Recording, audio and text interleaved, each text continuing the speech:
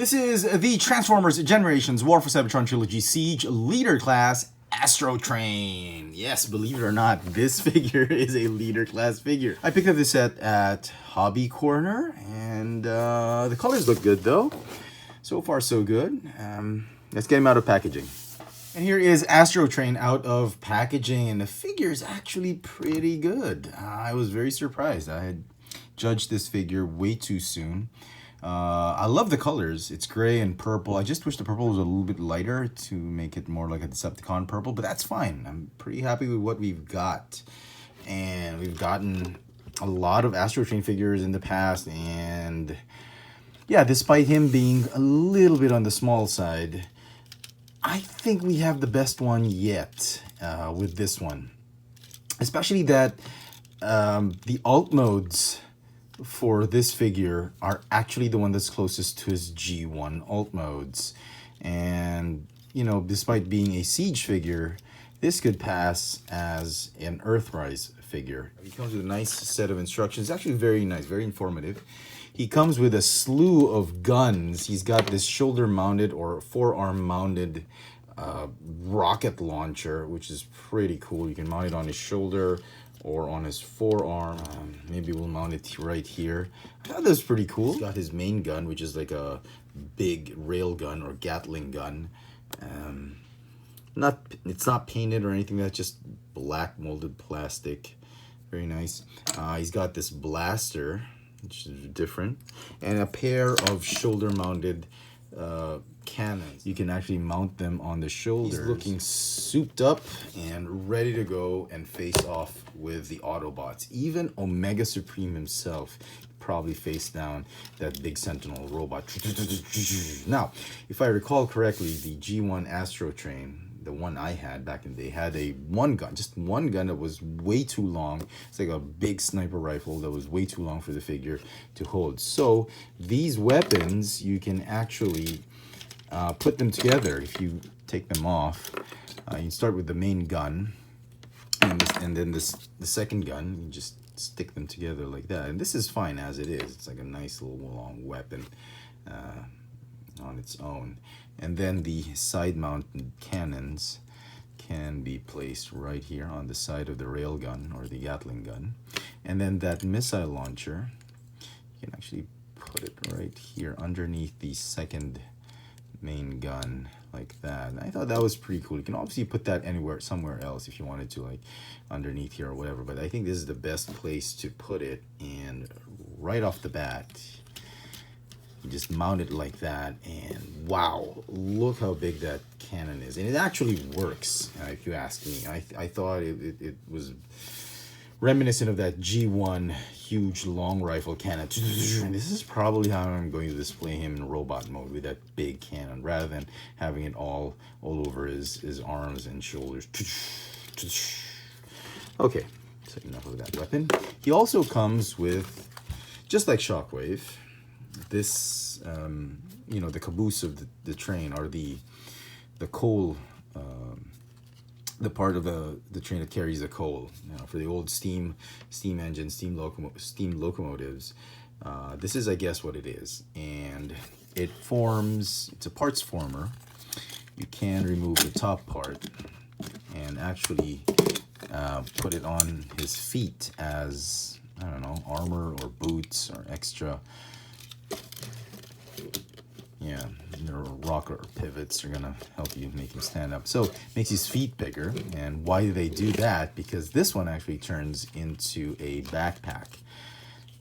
And I don't know why they did that. This is probably the most ingeniously dumb idea for this thing. I would have wanted it, I don't know, maybe a weapons array or something like that, or maybe some extra wings, but it doesn't work like that.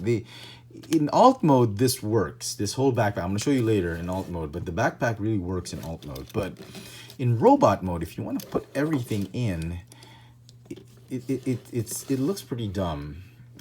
Because Astrotrain never had a backpack. And why would he have an empty backpack? I guess this was maybe to transport Energon or something like that, but it kind of just looks stupid on him, but okay. Souping him up like this, I think he's not, I don't think it justifies the leader class price point. I mean, he still looks like a Voyager class figure. In fact, he's a rather small Voyager class figure. I'll do some comparisons later, but as it is, that's Astrotrain, yeah, in souped up mode. Okay, let's talk about paint apps. Paint apps actually turned out great, except for some issues with the yellow on his crest, on his forehead. Yeah, some quality issues, you know how it is with Hasbro using white and yellow paint apps, but the silver came out great.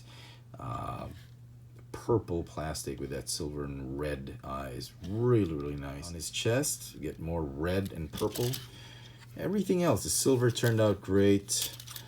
There's hardly anything to complain about in terms of paint apps, except for that yellow on the crest of his head. On his feet, just like with traditional Siege battle damaged paint apps, there's some silver paint apps on it to make it look like it's been weathered, and I'm glad they kept it there, and not everywhere else. I thought they were going to do some blast marks on the wings and all that, but I'm glad they kept everything else clean except for the feet. So articulation for the figure, the head is on a ball joint, the neck is on a ball joint, got a waist swivel, you have a ball hinge shoulder, and you got some bicep swivel, double jointed elbows, mainly because of transformation, a wrist hinge because of transformation. The hips can do a split, do this, nice little flaps right there to allow some leg motion, thigh swivel, hinge knee, but the knee is severely constrained by some of the back kibble, so it's not a perfect 90-degree bend, probably just an 85-degree bend. Okay, and the ever-present rocker pivots and hinge for the feet. Okay, there. And for size comparisons, here is Astrotrain with Voyager class figures. We've got in the Siege line Megatron, Soundwave, and Starscream, and fellow leader class Decepticon Shockwave. He's actually, if I'm not mistaken, could be the shortest among the lot. He is, oh yeah, he is about a couple of millimeters just under the height of Soundwave and Starscream. So for a leader class, he is pretty small. If you want to be technical about it, he stands at just about 6.25 inches tall. And look at that. They're all Voyager class figures. In fact, this Megatron could pass as a leader class figure, but it's a great scale. I'll give you that. I love the scale. This is how they were in G1 and the cartoons, if I'm not mistaken. The problem is they're trying to sell these two as leader class figures. So let's transform Astrotrain. Now he's a triple changer. He transforms into a space shuttle and a locomotive train. And we'll get him into space shuttle first, then into his train mode, okay? So what I do like about the transformation is it's so reminiscent of G1, a little bit more complex. To do that, first thing you want to do the arms. The arms are probably the most important step to transform this guy, and it all hinges on this. For this end part of the vehicle, you have to transform the arms properly. You got to tab that onto the forearm, make sure it's nice and flush right there. Same on the other side. This is the most important step, I think, because that end thrusters is not going to tab in unless you do this properly. So now on to this part. The old G1 toy, oh, I'm sorry, this was supposed to be down right there. Okay, the old G1 toy, there was a fin right here you'd take up, and that would be the space shuttle's fin. But for this particular version, the fin is neatly tucked underneath that chest cavity, which is actually pretty cool. I like that. And it's going to nestle right in between those two forearms right there. Don't worry if it doesn't tab in right now, or it doesn't stay put right now. It's going to stay in tight right there once you've put the thrusters on. Speaking of the thrusters, okay, wait, let's do this one first. This one's a little bit scary to transform. You feel like you're gonna break it or gonna pop that pin out, but you won't, okay? This part right here, go ahead and fold it all the way up here and tab. Make sure your tab's right there. Okay, right there. Again, right there. Can be testy sometimes, but you get the idea. Okay, and then this one, don't just pop it out, okay? You can't just pop this thrusters back here. You're gonna break those tabs right there. What you wanna do is you wanna start from the bottom, untab, and then do it that way. See, you're gonna break those tabs right there. If you do it, if you force it, not just do it that way from beneath. So tab everything in like that, and everything will stay in place. Wonderful. That's essentially the back part of the shuttle. Onto the legs. Legs, you want to untab, unhook the feet right there, fold it all the way back right here, and tab it in. Same thing with the other side. Unhook. Make sure you unhook, otherwise you risk breaking that really thin peg. Go ahead and tab at the back right here, and then just like Combiner Wars, I'm gonna go ahead and detach these side parts of the leg. Don't worry if it's tight the first time. It's always tight the first time, so you just get the hang of it. It's going to detach right there on a hinge, much like Combiner Wars, and you get to see the two halves of the shuttle cockpit. I'm gonna go ahead and combine those. Okay, there. Okay, that. And then you want to go ahead and untab this part right here, and then tab it right there. It's at an angle. It's by design. They really made it at an angle. Untab, and then tab it on that other peg hole so that it's parallel. Okay, and then just slide these two pieces together if you can. Okay, right there. Okay. All right. And there you go. There is Astrotrain in his shuttle mode. Now, this part looks great. Reminds me of G1. That's how he looked like. He had a bulky front end of the space shuttle because all the train parts were there. But this part is a little bare. It feels like panels have been ripped out, and I don't know how they could have remedied this, because this is the underside of the chest cavity, much like this and this. So that's a bit of an eyesore. You know, most alt modes have a lot of kibble. This one has lacking panels. So the instructions say you can arm him up and put all the guns right here, which probably is for the best because he's so bare right here. The guns would do well to cover it up, and the guns are supposed to be placed here on top of the wing, I think, so you can cover that good chunk of the back part of the fuselage. Might as well just put the guns right here. It's like a combat space shuttle. Maybe just point the guns back right here so that it's a little covered. There's a little bit more of bulk to it.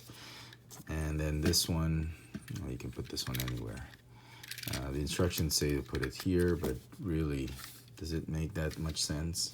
Mount it here if you want to, but it's asymmetrical. So anyway, the whole idea is to put the guns where the parts are missing, sort of. And it's a shame. They could have done a lot with this. I'm sure some third-party companies are going to put some panels or extra bits and pieces just to cover that up. I honestly don't know how they could have fixed that, because there's no room for any more panels, because this is the arm, and unless some part of the wing would fold up, that would be too complicated, too complex. So turn him into, wait, sorry, this back part. I've always felt that, you know, Astrotrain could really haul some energon in shuttle mode, so this would be like the package at the back. He'd have no thrusters whatsoever, but this could have extra thrusters built in, and they could like, and that's how he could store that energon carrier. But this one, actually, as I said, actually works as a accessory to the shuttle. So what you want to do is you want to open it up. Oh, sorry, right here. Open this one up right here, here, here. and it forms the sort of the transport for space shuttles that, you know, what people use to taxi space shuttles on the launch pad. It's not as flat as I want it to for some reason, but you get the idea. You're supposed to put the shuttle right there, and that whole backpack and trailer or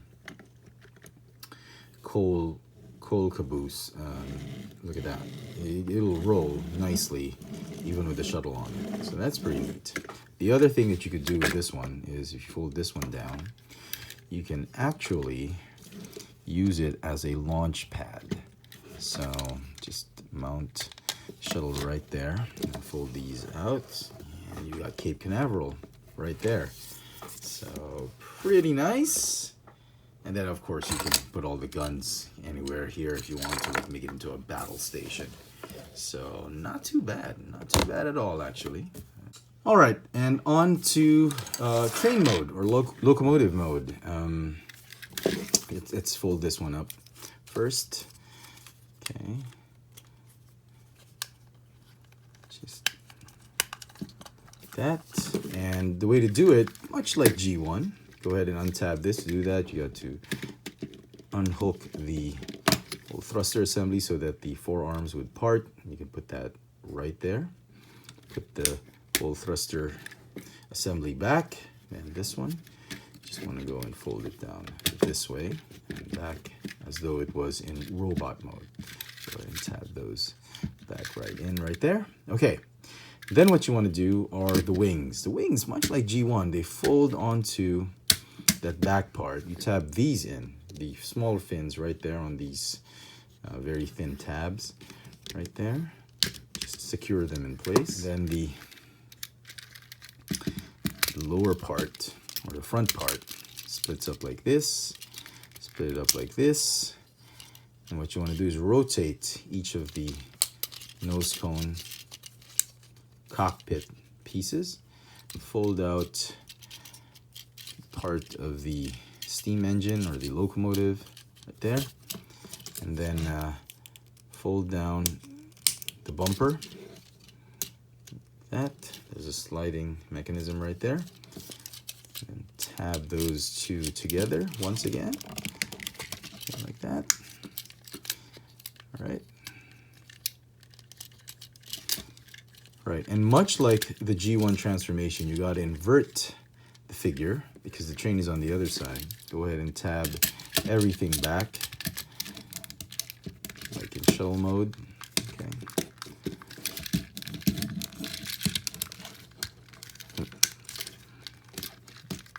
Okay, and then fold these out like that.